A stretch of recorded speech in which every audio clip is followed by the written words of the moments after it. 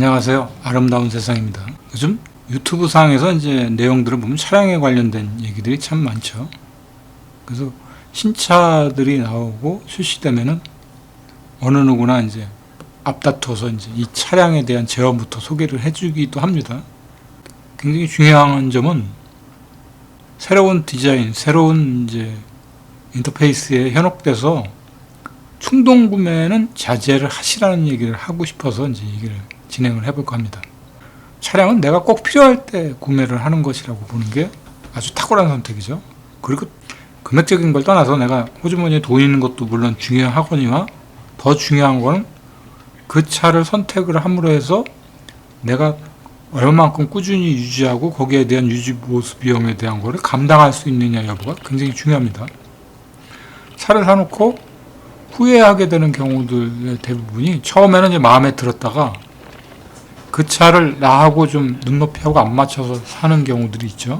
그러면 반드시 후회를 하게 됩니다. 유지보수비가 이제 생각보다 많이 나오기 때문에 다른 건 다 탁월한데 이런 경우는 이제 불가피하게 차를 유지할 수 없는 상황이 되었기 때문에 매각하거나 다시금 또 다른 차로 옮겨 타는 상황이 빚어지죠. 근데 이런 게 10년을 타고서 뭐 차량을 바꿀 때가 돼서 심사숙고해서 차량을 이제 바꿨다라고 하면 큰 문제가 안 됩니다.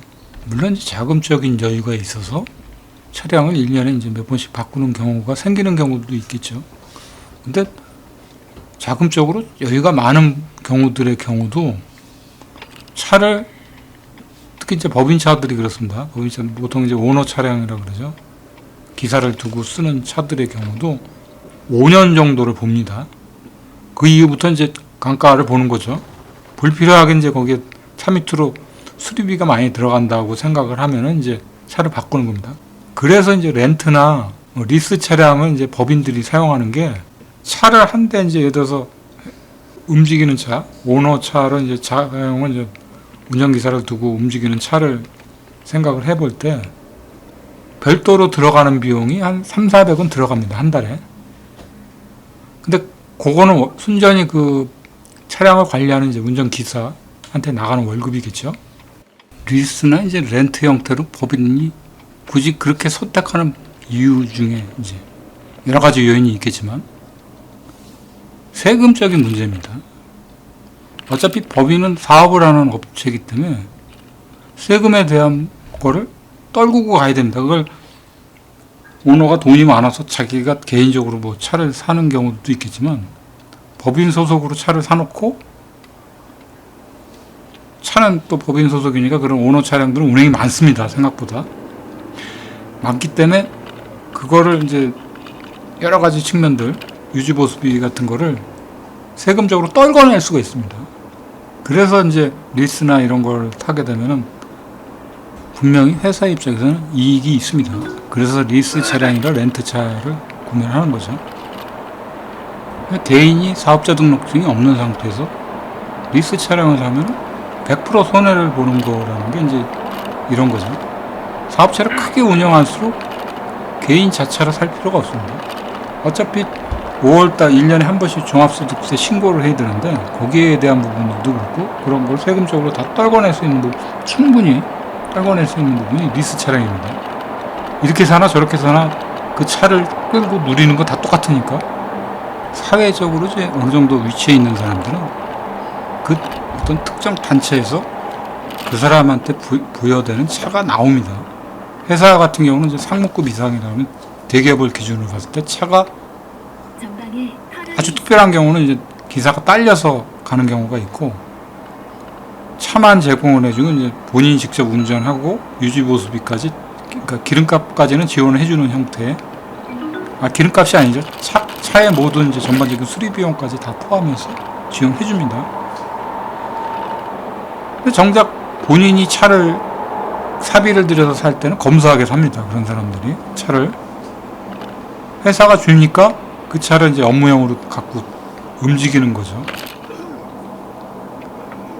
근데 이런 관점을 우리가 외곽에서 봤을 때는 저 사람들이 돈이 많아서 그냥 개인적으로 차를 타고 다닐 것이다 생각할 수도 있는 거죠.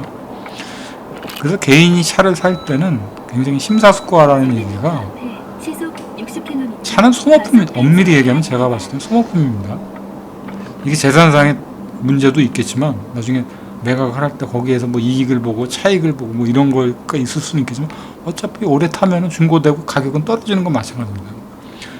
그렇다면 내가 보는 시각에서 아주 탁월한 차를 선택을 해야 되는데 쓸데없는 곳에 밑빠진 독에 물 퍼부으면서 차를 살 필요는 없는 거죠. 그래서 차를 선택함에 있어서 좀 신중하라는 얘기가 이런 의미입니다. 차를 사지 말라는 뜻은 아닙니다. 그래서 내 호주머니 사정도 있지만 차는 분명히 소모품이라는 전제하에 차를 구매하면은 그 차를 살 수 있는 기준점이 생기는 거죠.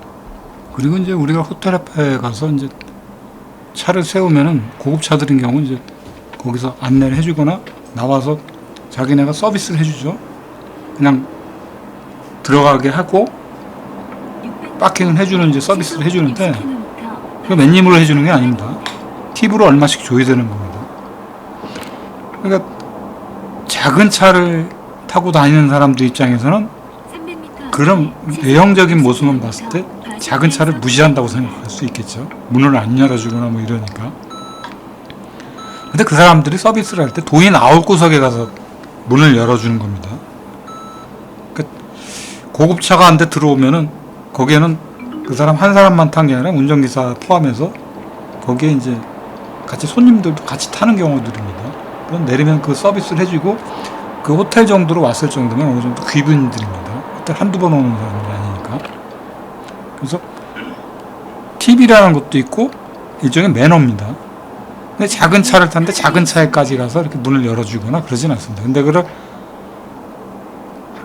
다른 입장에서 봤을 때는 굉장히 무시당하는 거죠. 그러니까 이게 사회적으로 사람들이 작은 차를 타면 무시당한다라는 생각을 하는 거예요. 그래서 한국 사람들이 이제 큰 차를 타면 굉장히 대접받을 것이다 생각하는데 꼭 그렇지만도 않은 게 큰 차를 타는 것만큼은 또 베풀어야 되는 상황이 생깁니다. 그만큼의 차를 누리고 다니면서 팁도 없이 그냥 차를 파킹해달라는 경우는 안 되죠. 세상에 그냥 공짜가 없는 거죠. 그 차를 타는 것만큼 거기에 대한 서비스를 받는 만큼 그만큼의 또 팁을 줍니다.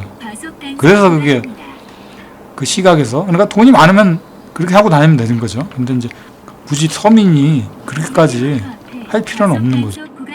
오늘은 지극히 개인적인 생각들을 담아봤고요.